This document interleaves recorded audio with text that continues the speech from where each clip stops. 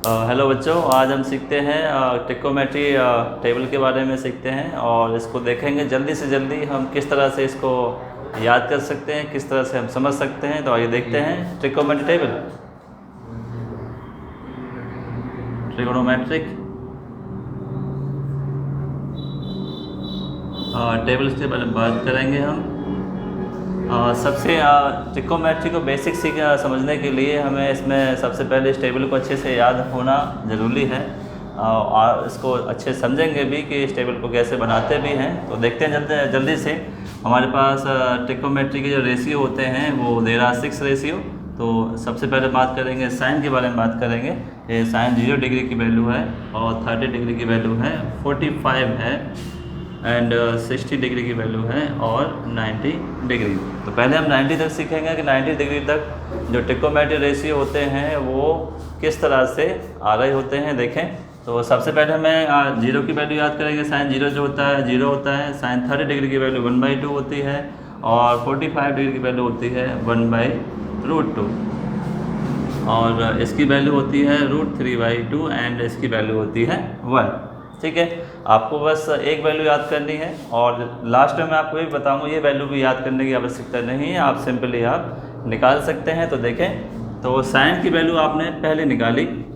Sign 0 degree जो होता है वो 0 होता है। साइन 30 की 1/2 होती है और 45 की 1/√2 होती है, 60 की √3/2 एंड 90 की होती है 1। अब दूसरा हमें निकालना है कॉस। तो कॉस के लिए आपको कुछ याद नहीं करना है, 90 से आपको रिवर्स में घुमा देना है कि जो साइन 90 की वैल्यू होती है वो साइन कॉस 0 की वैल्यू हो जाती है। 60 वाले को इधर रिवर्स में कर देंगे, √3/2। 45 इज सेम, 60 30 एंड 0 90। ठीक है, यहाँ पे बात समझ में आई है। तो अब इसको याद करने का तरीका क्या है वो आपको देखना है अच्छे से। वो देखें, सबसे पहला तरीका क्या है। देखो आपको साइन की याद हो गई है, कॉस के लिए आपने रिवर्स घुमा दिया है और आपको याद कैसे करना है वो समझ लेते हैं। सबसे पहले 45 को याद करें।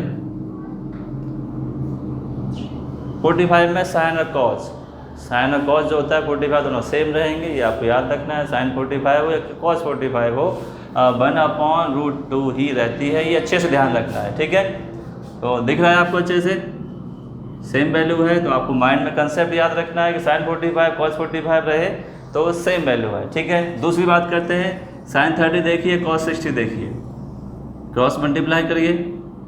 साइन 30 कॉस 60 और साइन 60 और कॉस 30। आपको आराम से याद रखना है कि जो वैल्यू जो होती है साइन 30 की होती है वही कॉस 60 की वैल्यू होती है।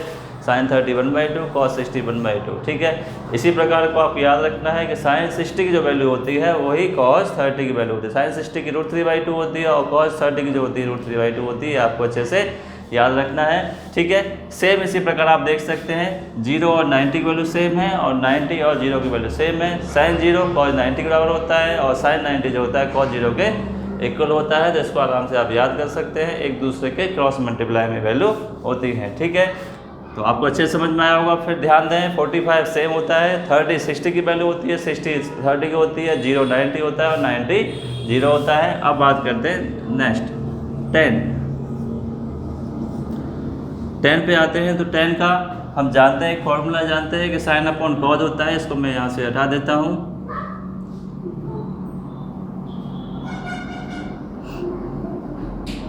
तो ये यहाँ से हट गया है। तो देखें इसमें, तो जैसे कि हम जानते हैं tan थीटा का फॉर्मूला क्या होता है, साइन थीटा अपॉन कॉज होता है।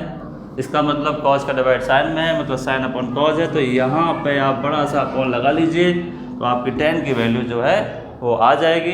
इसका मतलब है कॉज का डिवाइड इसमें देंगे तो 1 से डिवाइड देंगे तो आपके पास 0 आएगा। इससे डिवाइड देंगे तो 2 से 2 कैंसिल हो जाएगा, कितना बचेगा 1/√3 बचेगा। ठीक है, और √2 से √2 कैंसिल कर देंगे, 1 बचेगा। 2 से 2 यहाँ कैंसिल हो जाएगा तो यहाँ पर √3 बचेगा। 0 का डिवाइड आप 1 में देंगे तो नॉट डिफाइंड आएगा। इसका मतलब इनफाइनाइट भी आप इसको बोल सकते हैं, इट मीन्स नॉट डिफाइंड, ये बोल सकते हैं। तो आपका ये tan की वैल्यू बहुत ही ईजिली आ गई है। ठीक है, tan इक्वल टू साइन और कॉस हो गया, आपने डिवाइड दिया ईजिली, डिवाइड देने के बाद आपके पास वैल्यू आई 10। अब क्योंकि हम जानते हैं कॉट क्या होता है, कॉट जो होता है 10 का रेसिप्रोकल होता है, इसका उल्टा कर दीजिए, इनफाइनाइट हुआ, √3 हुआ, 1/√3 हुआ और यहाँ पर 0 हुआ। ठीक है, तो अब बात समझ में यहाँ पे लानी है कि आपको इसको याद कैसे करना है। तो वही वाला तरीका जो आपने साइन और कॉस में लगाया था कि 45 जो रहता है 45 सेम रहता है, साइन 10 45 हो या कॉट 45 हो, दोनों की वैल्यू क्या रहती है, सेम रहती है। तो आपको अच्छे से माइंड में सेट रखना है कि 45 जो है वो क्या रहेगा, वो सेम रहेगा। अब बात करते हैं 10 30 और कॉट 60 और 10 60 और कॉट 30 की वैल्यू क्या रहेगी, सेम रहेगी। और 10 0 होगा और कॉट 90 के इक्वल होगा और 10 90 जो होगा वो कॉट 0 के इक्वल होगा। ये आपको अच्छे से ध्यान रखना है। ठीक है, अब बात करते हैं आगे कॉसेक के बारे में बात करते हैं। नेक्स्ट जो है कॉसेक ट्रिकोमेट्री रेशियो, उसकी टेबल हम कैसे याद करेंगे। कॉसेक इक्वल टू हम जानते हैं कि कॉसेक इक्वल टू जो होता है वो क्या होता है, 1/साइन होता है। इसका मतलब साइन वाले की वैल्यू आप उल्टा करेंगे तो आपको कॉसेक की वैल्यू मिल जाएगी। अब साइन को उल्टा करेंगे तो ये क्या है, 0/1 है, तो 1/0 यहाँ करेंगे तो डिवाइड देंगे तो आपका नॉट डिफाइन या इनफाइनाइट आ जाएगा। 1/2 को उल्टा करेंगे तो 2 आएगा, 1/√2 को उल्टा करेंगे तो √2 आएगा, इसको उल्टा करेंगे तो 2/√3 आएगा और इसको उल्टा करेंगे 1 का उल्टा 1 ही रहेगा। ठीक है, तो यहाँ मैं थोड़ा सा इसको हटा देता हूँ, क्लियर लिख देते हैं इनफाइनाइट। ठीक है, तो कॉसेक जैसे होता है वो हमें अच्छे से याद रखना है। ठीक है, साइन का फॉर्मूला कॉसेक का 1/साइन होता है, इसको उल्टा करना है। आपके पास कॉसेक की वैल्यू अच्छे से आ गई है। जब कॉसेक की वैल्यू आ गई है तो लास्ट हमारे पास बचता है सेक।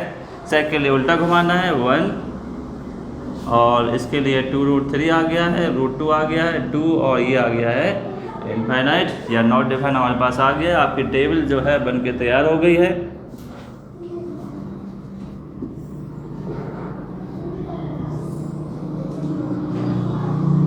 ये टेबल आपकी तैयार हुई। सब में शॉर्टकट मैंने आपको बता दिया है कि शॉर्ट टर्म में आप किस तरह से इसको तैयार कर सकते हैं।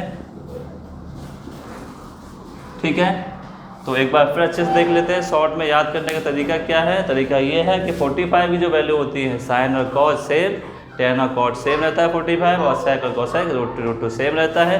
और चूँकि हम जानते हैं 90 जो पहला क्वाड्रेंट होता है उसमें सारे पॉजिटिव होते हैं और जब पॉजिटिव होते हैं तो सारे पॉजिटिव नंबर्स में आएंगे। इसके साथ एक और चीज़ हम देख लेते हैं 0 जो कि आप बोलते हैं इसको n पाई बोल सकते हैं, इसको आप बोल सकते हैं अगर रेडियन में चेंज करना चाहें तो π/6 लिख सकते हैं, इसको आप π/4 लिख सकते हैं और इसको π/3 लिख सकते हैं और ये π/2 इसको आ जाता है। एंगल को जैसे कि हम जानते हैं 2 प्रकार से लिख सकते हैं, रेडियन में और डिग्री में। और ये हमने टेबल अच्छे से समझ ली है। ठीक है, उम्मीद है आपको अच्छा लगेगा और नेक्स्ट वीडियो में हम 90 से आगे बढ़ेंगे, 180 तक बढ़ेंगे। वो उसमें हम शॉर्ट ट्रिक बताएंगे आपको याद करने की, जिसमें ज़रूरत नहीं पड़ेगी, जिसमें कैसा हम करते हैं, जिसको अगर ये पहली वैल्यू याद है, पहली भी नहीं याद तो भी हम निकाल सकते हैं। ठीक है, धन्यवाद।